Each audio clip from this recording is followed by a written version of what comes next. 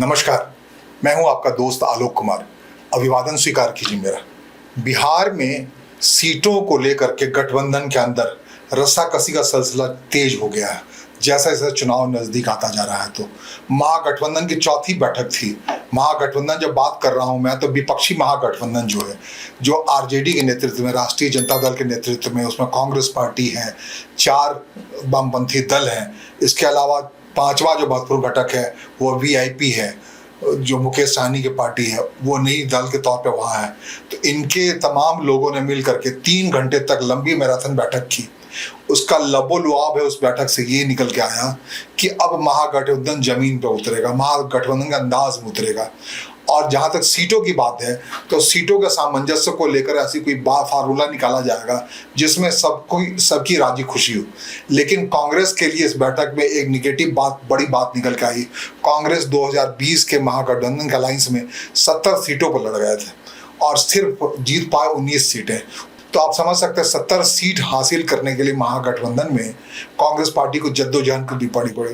एक क्लाउज लगाया गया है जो बैठक हुई महागठबंधन की, उसमें कहा गया जिन सीटों पर जो भी उम्मीदवार 15,000 वोटों के ज्यादा अंदर से हारा है वो उम्मीदवार रिपीट नहीं किया जाएगा। मुमकिन है तो वो पार्टी रिपीट नहीं की जाएगी, सिंबल बदला जाएगा। मतलब और ऐसी ज्यादातर सीटें हैं कांग्रेस के हिस्से की जिसमें कांग्रेस पार्टी ने बड़ा बुरा प्रदर्शन किया और 70 सीटों में से उसमें कई सीटें 30,000 का अंतर से हारी है, कई सीटों और जमानत जब्त हुए हैं 2020 में कांग्रेस पार्टी के।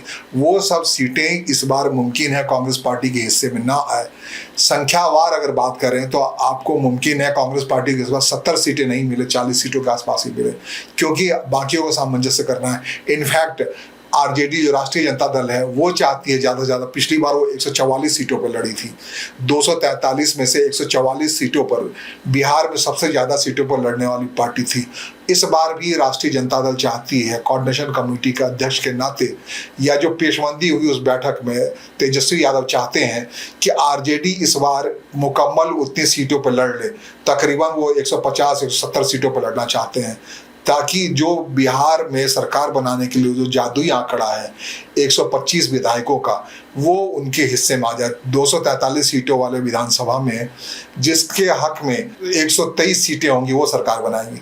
पिछली दफे जो हालत आई थी उसमें 243 सीटों में से 125 सीटें एनडीए जीत गई थी लड़खड़ाते हुए। भले ही जनता दलियों को 43 सीटें मिली थी, भारतीय जनता पार्टी को 74 सीटें मिली थी। सबसे बड़ी पार्टी के तौर पर बिहार विधानसभा के पिछले चुनाव में राष्ट्रीय जनता दल निकल गया था, उसे 75 सीटें मिली थी। 144 सीटों में से 75 सीटें वो जीती थी। इस हिसाब से सरकार में, लेकिन 125 सीटों का आंकड़ा कांग्रेस के बुरे प्रदर्शन की वजह से, सहयोगी दलों के बुरे प्रदर्शन की वजह से वो पूरा नहीं कर पाती। इस बार वो चाहती है कि वो सबसे ज़्यादा सीटों पर लड़े ही, वो पिछले बार के 144 सीटों से ज़्यादा संख्या में लड़े, 150 हो जाए, 170 हो जाए, उसके आसपास लड़े और वो कांग्रेस के हिस्से की सीटें कम हो। तो ये बड़ी बात है। इसके बारे में कांग्रेस में इसलिए घबराहट है कि इस मीटिंग में ये बात तय हुई कि 15,000 वोटों से कम ज़्यादा से हारे कैंडिडेट को रिपीट नहीं किया जाएगा, उस पार्टी को रिपीट नहीं किया जाएगा, उस सीट पर नया सैंबल दिया जाएगा। मतलब जहां कांग्रेस हारी है 15,000 से ज़्यादा सीटों वोट्स के अंदर से, वहां पर आरजेडी हो या वीआईपी हो या लेफ्ट पार्टियां अपने उम्मीदवार देंगे। कैंडिडेट वो नहीं रहेगा, सैंबल ही बदला जाएगा। इसका मतलब कांग्रेस के हिस्से की सीटें कम होने वाली है। खतरनाक घंटी है। जबकि कांग्रेस की तैयारी के लिहाज से आप देखें तो कांग्रेस ही अब तक सबसे ज़्यादा एक्टिव लग रहा है। बीते 6 महीने में कांग्रेस के नेता राहुल गांधी बिहार का 6 दौरा कर चुके हैं। अपने अपने हिसाब से वो उन्होंने पेशबंदी की है, पिछले बार के खराब प्रदर्शन को ठीक करने की कोशिश की है और लगातार उनकी पेशबंदी में जो जनसभाएं हुई सब में ये कोशिश है कि वो एक बार फिर से भारतीय जनता पार्टी के खिलाफ कांग्रेस पार्टी को मुकम्मल तरीके से खड़ी कर पाए। और बिहार में उनकी हिस्सेदारी कम होती है तो उनकी कोशिश का असर आने वाले बिहार के बाद आने वाले पश्चिम बंगाल के चुनाव में, केरल, तमिलनाडु के चुनाव में पड़ेगा। तो एक राष्ट्रीय पार्टी के तौर पर कांग्रेस पार्टी चाहती है इस बार फिर से 70 सीटें मिले, 70 से ज़्यादा सीटें मिले, ऐसा तरीका। और लेकिन महागठबंधन, आप पूछ सकते हैं कांग्रेस पार्टी के प्रदर्शन महागठबंधन के लोग गायब क्यों रहती है, तो इसका समाधान इस महागठबंधन की बैठक से निकला, जिसमें कहा गया 9 जुलाई वो तारीख होगी जिस दिन महागठबंधन मुकम्मल तौर के बिहार के सड़कों पर उतरेगी, लेफ्ट पार्टियां सड़कों पर उतरेगी। आपको बता दें महागठबंधन इकट्ठे तौर पर क्यों नहीं सड़कों पर ज्यादा प्रदर्शन करती है, क्योंकि जो अनुशासन की जरूरत पड़ती है इन प्रदर्शनों के लिए, जिस अनुशासित अंदाज में कांग्रेस कर लिया करती है, कोई सड़क पे दिक्कत नहीं आती है, बंद के आह्वान में कोई समस्या नहीं आती है। अब जैसे 9 जुलाई जो है यह बिहार वासियों के लिए एक आफत सा होगा।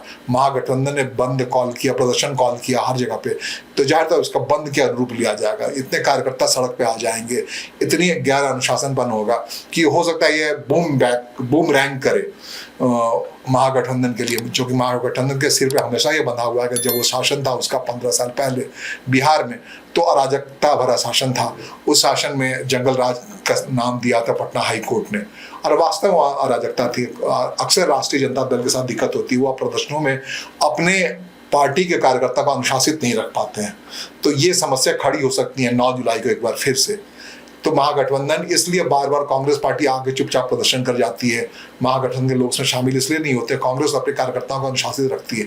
कम ही संख्या में लोग आते हैं जाहिर तौर पर, लेकिन जितने भी आते हैं वो अनुशासित तरीके से होते हैं। अपेक्षाकृत आरजेडी के लोग अगर उसमें आ जाएं, लेफ्ट पार्टी के लोग आ जाएं, तो जो उनका एग्रेशननेस है वो बिहार के लोगों को सड़कों को प्रभावित कर सकता है। एक जो चेहरा महागठबंधन का विकासवादी चेहरा रखना चाहते थे तेजस्वी यादव, उस पर डेंट आ सकता है। तो ये डेंट 9 जुलाई का जो बिहार बंद जैसा प्रदर्शन जैसा मामला है, महागठबंधन प्रदर्शन करने जा रही है, बंद तो नहीं कहा है लेकिन कहा है बिहार के सड़कों पर 9 जुलाई को महागठबंधन अपना प्रदर्शन करेगी। तो ये प्रदर्शन का मतलब है कि बिहार के तमाम लोग घर में छिपेंगे, रुके, और वो यातायात व्यवस्था तमाम व्यवस्था को असर पड़ेगा हर इलाके में। ये हमेशा आरजेडी जब भी राज्यव्यापी किसी इस ढंग के प्रदर्शन का आह्वान करती है तो अलग अलग जो प्रखंड स्तर पे, जिला स्तर पे अराजकता दिखती है, अनुशासनहीनता दिखती है, उस पर अब तक काबू पाने में तेजस्वी यादव विफल रहे हैं, जो बार बार चाहते हैं कि वो उनके माता पिता के दौर के आरजेडी से नए दौर का आरजेडी अलग हो, थोड़ा सा अनुशासित हो, थोड़ा सा तरीके वाला हो, थोड़ा विकासवादी हो, थोड़ा सभ्य लगे। वो हो पाएगा 9 जुलाई को तय होगा, ऐसा कर पा रहे हैं या नहीं तेजस्वी यादव। तो ये महत्वपूर्ण है महागठबंधन के लिहाज से कि 15,000 से ज्यादा अंतर से चुनाव हारने और 2020 में कैंडिडेट को अब टिकट नहीं मिलेगा, उस पार्टी को भी टिकट नहीं मिलेगा। वहां महागठबंधन चुनाव तो लड़ेगी लेकिन सैंपल बदला जाएगा। जैसे मान लीजिए जिस किसी सीट पर आरजेडी ही मान लीजिए 15,000 के वोट के ज्यादा के अंतर से हारी है, उन सीटों पर हो सकता है कांग्रेस के हिस्से में आ जाए, ये कहने वाली बात है, लेफ्ट के हिस्से में आ जाए, या नया पार्टी के तौर पे वीआईपी वहाँ जुड़ रहा है, वीआईपी के हिस्से आ जाए, या जो भी नया घटक दल आएंगे उसके हिस्से आ जाए। ये बात मुकम्मल तरीके से तय हुई 3 घंटे की मैराथन बैठक में, जिसमें कहते हैं बिजली भी गुल हुई तेजस्वी घर पे, काफ़ी देर तक लोग दरवाजा खोल के भीषण गर्मी में बैठे रहे। ये महागठबंधन के लोग ये तय करते रहे। मुकम्मल तरीके से इसमें अपर हैंड रहा तेजस्वी यादव का, कोऑर्डिनेशन कमेटी के अध्यक्ष के नाते उन्होंने साफ कहा कि इस बार जिताऊ उम्मीदवार होंगे, जिताऊ चेहरे होंगे, जिताऊ सैंबल होगा ज़्यादा से ज़्यादा संख्या में, और सब साथ मिलकर चुनाव लड़ेंगे। अब ये बात ये होगी कांग्रेस इसमें छोटी पड़ जाएगी। कांग्रेस 2015 के चुनाव 40 सीट पे लड़ी थी, 2020 में उसने मना मनवल करके अपने प्रदर्शन का आधार पर 2020 में महागठबंधन 70 सीटों पर चुनाव लड़ा। इस बार राहुल गांधी का जो प्रदर्शन है, जो एक्टिविटी है, वो चाहती है 70 से ज़्यादा लड़ ले। ऐसा हो पाएगा क्या, ये देखने वाली बात है। ये महागठबंधन की बात हुई, लेकिन पावर जो एनडीए है वो थोड़ा संयमित तरीके से अपने सीटों के बंटवारे में बातचीत कर रहा है, क्योंकि सारा मामला वहाँ पर बीजेपी आला कमान के मूड पर निर्भर है। उनको ही तय करना आखिरकार कि इस बार वो जेडीयू को जो सीटों को बंटवारे वाली बैठक होगी, जो अंदरूनी तौर पर जारी है, बैठक चल रही है, सार्वजनिक तौर पर नहीं हो रही है, उसमें आंकड़ावार तरीके से सब कुछ आया जाएगा, पेश किया जाएगा। उसमें जिताऊ उम्मीदवारों की बात होगी। और एनडीए जो कि शासन में है, इसके अलावा केंद्र में सरकार है उसकी, तो इन सब बातों को लेकर घबराहट तो है महागठबंधन में। महागठबंधन उसके मुकाबिल होने के लिए ज़रूरी है कि एनडीए घटक दलों में 2020 के तरीके से कोई ऐसा प्रतिस्पर्धा खड़ी हो जो चिराग पासवान ने खड़ी की थी। चिराग पासवान की अब भी दावेदारी है, चिराग पासवान पर अब भी ये शिकायत है एनडीए के लोगों को कि अगर वो एक्टिव नहीं होते, 38 ऐसी सीटें थी जो आसानी से जेडीयू या बीजेपी या बाकी उम्मीदवार जीत रहे थे एनडीए के। बिहार विधानसभा के तकरीबन 38 सीटों को बर्बाद किया, जो बर्बाद किया या इनफैक्ट महागठबंधन के हक में जाने दिया, जिसकी वजह से तेजस्वी की पार्टी बिहार विधानसभा में 2020 में सबसे बड़ी पार्टी तौर पर उभर पाई। अब इस बार ये वैक्यूम से कट गया है। इस बार जो वोट कटवा है, या आप वोट कटवा कहें या एनडीए में बिखराव लाने की बात है, उस पे बड़ी तेजी से काम हुआ है, प्रधानमंत्री के लेवल पर काम हुआ है, अलग अलग। इस बार चिराग पासवान जैसा कोई फैक्टर न खड़ा। एनडीए और महागठबंधन के इस द्वंद्व के बीच में प्रशांत किशोर इस बार जरूर है, जो अपने हिसाब से पेशबंदी कर रहे हैं। वो इस बार एक नए प्लेयर के तौर पर हैं और ज़्यादा मुकम्मल तरीके से हैं। 2020 में जिस ढंग से चिराग पासवान अचानक से आया, कूद गए बिना संगठन के, बिना तैयारी के, लेकिन प्रशांत किशोर बीते 2 साल से 3 साल से आप कह लीजिए कि बिल्कुल सीरियसनेस के साथ लगे हुए हैं जमीन पर। उनका जन स्वराज कार्यकर्ताओं को खड़ा कर रहा है, जनवाहिनी बना रहा है, डिजिटल वाहिनी बना रहा है, कार्यकर्ता मिल गए, कैंडिडेट मिल गए, कई सीटों पर तो उन्होंने अभी सबसे पहले कैंडिडेट तक घोषित कर दिया। तो ये तैयारी देख के कहना होगा कि पिछली बार जो चिराग पासवान नुकसान नहीं पहुंचा पाए एनडीए को, इस बार वो नुकसान ज़्यादा व्यापक तरीके से प्रशांत किशोर करते हैं या नहीं, ये देखने वाली बात होगी। उनका फैन फॉलोइंग जिस ढंग से बढ़ रहा है, उनकी सभाओं में जिस ढंग से लोग जुट रहे हैं, तो जो वो दावा कर रहे हैं कि वो बिहार बदलाव के लिए चुनाव लड़ रहे हैं, वो एनडीए नीतीश कुमार के खिलाफ तो हैं ही। वो कहते हैं कि तेजस्वी यादव का भी राज नहीं लौटना चाहिए, उनके खिलाफत बीच की धारा तैयार करने की है। क्या प्रशांत किशोर इस तैयारी के बीच बिहार विधानसभा के चुनाव में, जो कि अक्टूबर में होना है, उसमें कोई बीच की धारा तैयार कर पाएंगे? कुछ ऐसी सीटें जरूर तय कर पाएंगे जिस पर महागठबंधन को भी नुकसान, विपक्षी महागठबंधन को भी नुकसान हो और एनडीए को नुकसान हो, और इस नुकसान का फायदा प्रशांत किशोर ले जाएं। ये देखने वाली बात है, बड़ा इंटरेस्टिंग है। तीसरा प्लेयर तो वहाँ खड़ा जरूर हो गया है।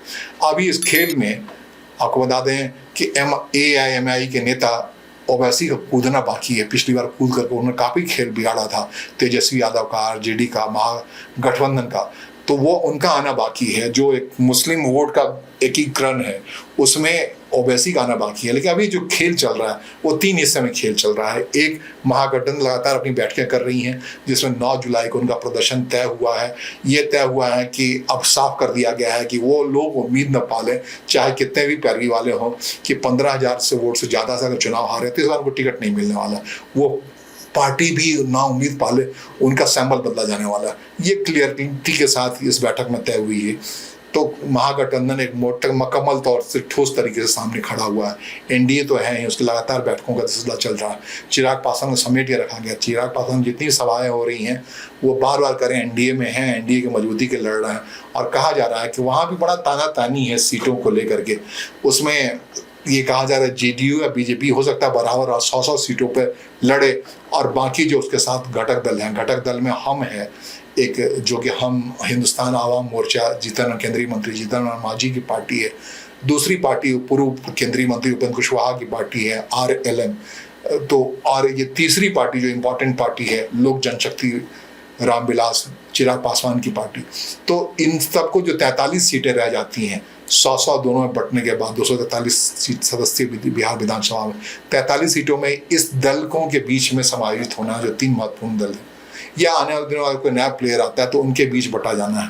तो 43 में किसको कितना मिलता है वो देखना है। तो पिछली बार जैसा इस बार चेहरा नहीं है, चेहरा बदला हुआ है। एनडीए का भी चिराग पासवान उसमें शामिल है, केंद्रीय मंत्री हैं, और बिल्कुल साथ मिलकर चुनाव लड़ने की बात कर रहे हैं। जिन इलाकों में पिछली बार उन्होंने काफ़ी नुकसान पहुँचाया था एनडीए को, उन इलाकों में एनडीए का प्रदर्शन अच्छा हो सकता है। ये तैयारी के साथ, पूरी तैयारी के साथ, बड़ी सोच समझ से एनडीए का जो इनर पार्ट है वो ज़्यादा बीजेपी आलाकमान से जुड़ा हुआ है, वो बड़े सूक्ष्मता के साथ इसे देखते हैं। ये महागठबंधन के लिए सबक है। उस ढर्रे पर आते हैं, उस आंकड़े पे, जो आंकड़ों की बात शुरुआत हुई है महागठबंधन के अंदर, 15,000 का जो आंकड़ा आया है, ये सब आंकड़े पर ठीक से वो काम करते हैं, तब मुकाबिल हो सकते हैं। लेकिन फिलहाल जो तीसरा फैक्टर है उसको देखे बिना बिहार के चुनाव परिणाम के बारे में कोई भी अंदेशा लगाना मुश्किल है। तीसरा फैक्टर जो हम कह रहे हैं वो प्रशांत किशोर का जन स्वराज, उनका अभियान, बिहार बदलाव का अभियान, वो एक महत्वपूर्ण फैक्टर के तौर पर उभरता हुआ दिख रहा है।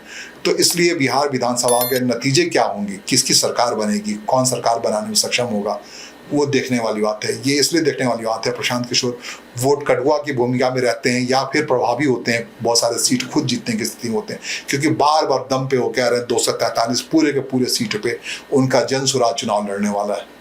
नतीजा देखना होगा। लेकिन महागठबंधन की तैयारी खुद मद्देनजर ये देखना है कि 5 जुलाई को आखिर बिहार में होता क्या है। महागठबंधन जो राज्यव्यापी प्रदर्शन का फैसला किया है।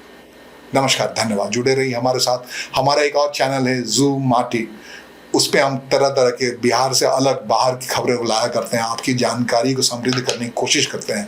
अगर मेरा ये कार्यक्रम अच्छा लगा हो तो आप मेरा आपसे आग्रह है कि ज़ोमैटिक को भी सब्सक्राइब करें और इस चैनल आलोक कुमार उवाच को सब्सक्राइब करें ही, इसे शेयर करें ही,